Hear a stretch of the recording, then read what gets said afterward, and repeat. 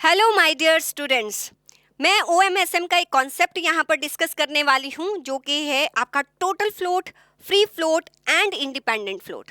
बहुत सारे स्टूडेंट को इसमें कंफ्यूजन रहती है। इसकी एक कॉम्प्रिहेंसिव वीडियो भी लेके आऊँगी। आज सिर्फ मैं इसका कॉन्सेप्ट आपके साथ डिस्कस करने वाली हूँ।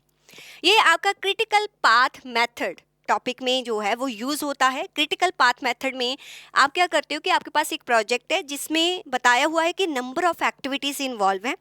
आप एक नेटवर्क डायग्राम बनाते हो, उस डायग्राम के थ्रू आपके पास आता है कि ये प्रोजेक्ट जो है कितने ड्यूरेशन में कंप्लीट हो जाएगा। तो मान लीजिए कोई प्रोजेक्ट है, उसको ड्यूरेशन लगता है 24 वीक्स।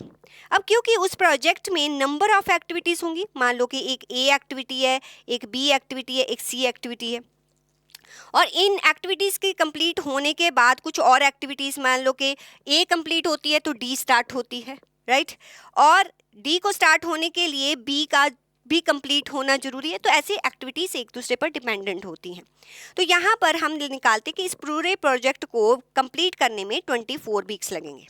अब फ्लोट क्या होता है? फ्लोट होता है कि कोई भी ऐसी एक्टिविटी अगर वो थोड़ा सा भी डिले हो जाए तो आपके टोटल ड्यूरेशन पर कोई इम्पैक्ट नहीं आएगा, उसको बोलते हैं टोटल फ्लोट। फ्लोट का अनदर नेम होता है स्लैक, मीन्स थोड़ा बहुत भी डिले हो सकता है। मान लो कि अगर ए एक्टिविटी को 3 डेज लगते हैं और इसको लगते हैं 6 डेज, तो डी एक्टिविटी कब स्टार्ट होगी? 6 डेज के बाद ही तो स्टार्ट होगी, क्योंकि ए और बी कंप्लीट होना उसके लिए ज़रूरी है। इसलिए ए के पास ना थोड़ा टाइम वेस्ट करने के लिए है। तो ये हो गया इसका टोटल फ्लोट। मीन्स जब वो स्टार्ट, जो नेक्स्ट एक्टिविटी है, अगर वो डिले स्टार्ट हो रही है और इसके पास थोड़ा टाइम है, ये इसका हो गया स्लैक टाइम, टोटल फ्लोट। तो टोटल फ्लोट कैसे निकलता है? किसी भी एक्टिविटी का जो भी उसका latest finish time, means late to late वो कब फिनिश हो सकती है, उसमें से अगर हम माइनस कर दें कि वो अर्ली फिनिश कब हो सकती है। जैसे late to late a activity 6th day तक फिनिश हो सकती है और उससे पहले सिर्फ 3 दिन ही तो लगते हैं, 3 जो है 3 डेज तक फिनिश हो जाएगी। तो 6 - 3, तो 3 डेज जो है वो इस एक्टिविटी का टोटल फ्लोट है, मीन्स इतना डिले वो कर सकती है। अब जो हमारे पास टोटल फ्लोट आता है ना, टोटल फ्लोट, इसी में से फ्री फ्लोट निकलता है और फ्री फ्लोट से हमें निकलता है इंडिपेंडेंट फ्लोट। अब फ्री फ्लोट क्या होता है?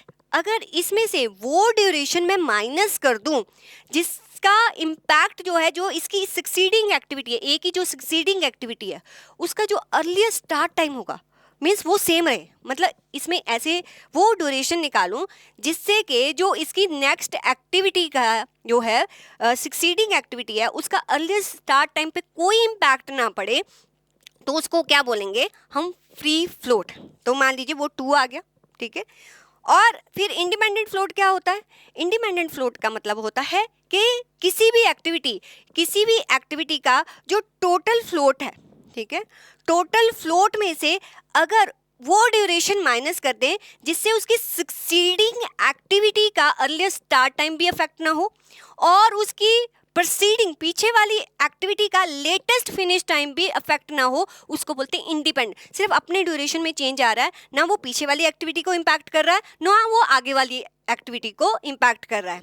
तो आप देखो, फ्री फ्लोट में से हमने ये तो माइनस कर दिया कि इसकी सक्सीडिंग एक्टिविटी का टाइम इम्पैक्ट नहीं होगा।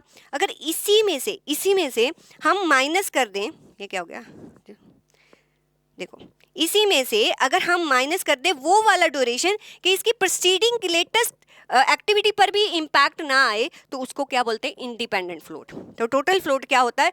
वो टाइम जिससे कि वो एक्टिविटी डिले भी हो जाए तो टोटल ड्यूरेशन पे इम्पैक्ट नहीं आएगा, बट सक्सीडिंग और प्रोसीडिंग एक्टिविटी पर इम्पैक्ट आएगा।